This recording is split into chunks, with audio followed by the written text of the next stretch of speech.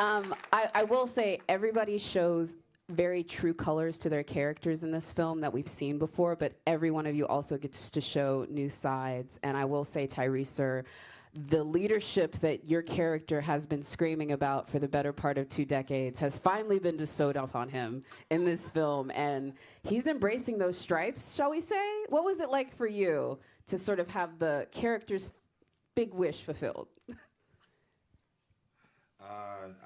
Well, what you don't know is if we do this again, I'm going to be announcing that I don't want to do it anymore. You know, Vin makes this leadership thing looks real easy, you know what I mean? But no, I just want to say to everybody in the audience and everybody on the stage,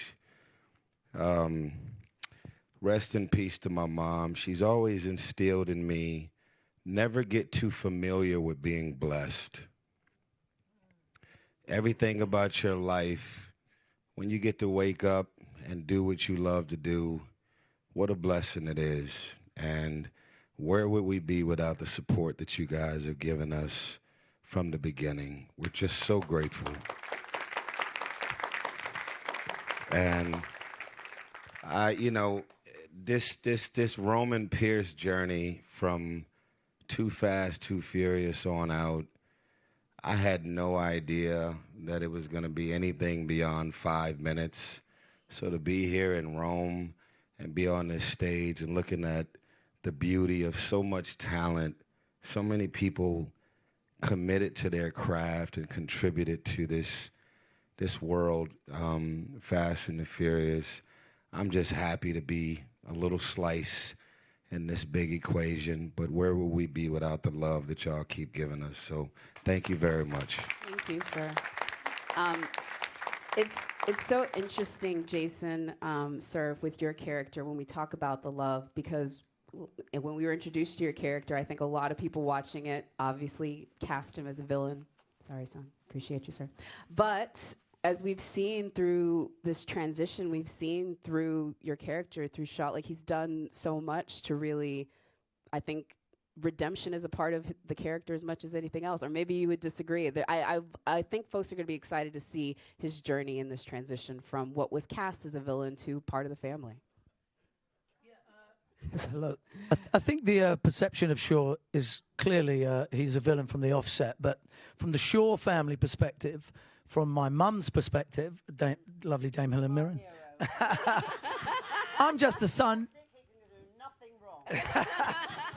We're just people doing the right things for mum. Yeah. So that's not really a villainous trait. You know, we do get in the way at times, but I think over the course of the journey that sort of Shaw's had with Dom and the people within the close family, we do see that Shaw himself is not exactly what he was originally perceived to be. He's certainly just a man of deep-seated principles who likes to really keep things, he can identify right from wrong. And I think if you're on the wrong side of the fence, there's just a lot of mess that's concerned with that side. So I think deep down, he cares a lot about people close, and especially family. I think one of the reasons he created so much carnage was to do with, our brother got hurt. But I think along the way, Dom and Deckard Shaw have become, almost like, very aligned with their sort of reasonings and what they stand for as human beings. And I think they come together to fight a common good. This is just building into a crescendo where, we can actually fight arm in arm to fight this common enemy. So it's nice to see that sort of arc for Deckard Shaw and the Shaw family to not be so persecuted. Oh, we're going to get to the Shaw family, especially to our Queenie. I want to talk about her, but Sung, it's just surreal. Like, you both are in my eye line, and the internet would lose it with this shot of you two together. The fact that what I know, which they will see, which is that you guys have a moment that if you have cared about either of your characters for any amount of time, you're a fan of the Fast Saga, you've been interested in what would happen when these two characters have a scene together. Sung, what was that like for you coming into that moment? Because you lived it. You lived this entire experience to now have this sort of be the bookend of that. What was setting up that scene? And let's be honest, you get to kick ass in it. You get to fight in it. You get to really take it to Mr. Shaw.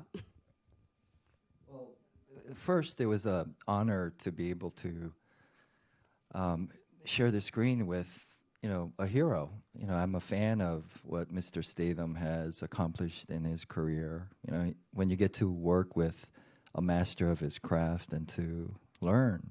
I'm not, an action hero. That's not my, I guess, ethos as an actor. But when you get to meet somebody that has mastered his craft over decades, it's what a wonderful opportunity that is. And then also to be able to service the fan base that is the foundation of, the Fast and Furious franchise, to answer these questions of what does justice mean in this moment for both characters, and the justice, on the surface, one might assume that, it's just, two egos coming to battle, but the justice in this was, Deckard Shaw, his ethos is in the right place, and he does merit being part of the picnic table, the Toretto table. And I think when you see the action scene, or the scene between, Shaw and Han, I feel like justice is served, and Shaw merits being part of the family. So I think it was just really beautiful. It's a beautiful moment, and when action scene. Downplaying how much you kick his butt, though. I just want to be very clear. No, and again, to echo what Michelle said, it's like we had great stunt performers and coordinators that make me look good. So yeah. I love that. It's so great. No, so well said. When you get to a picnic scene, everyone who sits at it has gone through a lot to get there. And so when you sort of join the family, there's lots of things that you have to do. And Scott, little nobody, he starts off as an agent. He's the man when we first get introduced to him. And by this film, I think folks are going to be interested. He has a little bit of a Walter White moment. Like, he's starting to break bad and do it very okay. He's okay with when Dom calls him and he says, I need you to go to Rome. He wants to go. He needs to be there to be on maybe not the right side of the law this time. Yeah, well, I think it's much easier to play a little bad. And it's a lot more fun. Probably also aligns a little bit more with who I am personally, so. Good to know. It's been a good ride. Has this been a preview of maybe how far are we going to take it in the next one, maybe? Dom? Spoilers. Everyone's always putting me on the spot, do you know what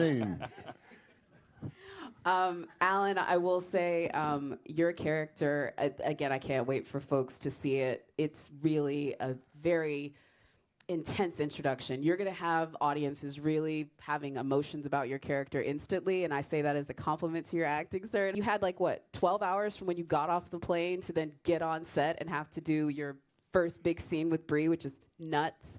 No pressure, yeah. But it was fun, and I think, coming in with that kind of energy was actually a real gift, because it kind of forces you to stay on your toes and rise to the occasion, and the bar is set so high with this cast. It was just, I think it was the right way to get involved with it, yeah.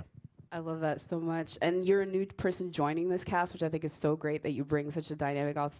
Daniela, with you, ma'am, as well, joining this cast. And I will put you on the spot because everyone had this moment at one point to sort of join it, but that's got to be a pretty great phone call. I mean, when they called me and just said they wanted me to do this, I danced around my apartment for a full week. I was like, what, you want me to go to Rome and ask these people questions? Yeah. Sure, it'll be awesome. What was that day like for you to know not only were you going to be a part of the Fast family, but you're going to line up on a racetrack against Dom Toretto and have a scene like that? My God, for me, I don't know, coming from such a small country as like Portugal, I never had dreams as an actress ever. For me, it would be just like, oh my God, I've been working since I was 17, and I've been doing soap operas, and then I did my first movie, and then I was like, oh my God, I wish I could just rely on movies in Portugal. And then I did my first movie, and then I was like, oh my God, I wish I could work in Europe, like a French movie with a Portuguese character or something. And then I did that movie, and then I was like, and then I stopped dreaming. I was like, for me, that was it. And then I started working internationally, and I never envisioned that. I was like, oh my God, who's upstairs doing this? I don't know what's happening. And then I got that phone call about Fast, and I still don't know how is this everything happening, and I'm so grateful. But for me, it wasn't that moment about the phone call. It was really the moment that I met Vin, and I had the first conversation about the movie after reading the script, and that was when I realized that this isn't just a franchise, this isn't just a movie, it's really a lifetime experience. They live this. They've not been doing this for more than 20 years. They've been living this, and this is their life. And I'm so proud, and I still can't believe that I joined this boat with all these people that I've been looking up from Portugal, and now I don't know, I'm in their lives, and I just hope to be able to keep sharing moments with you for many years. Oh, it's incredible. It's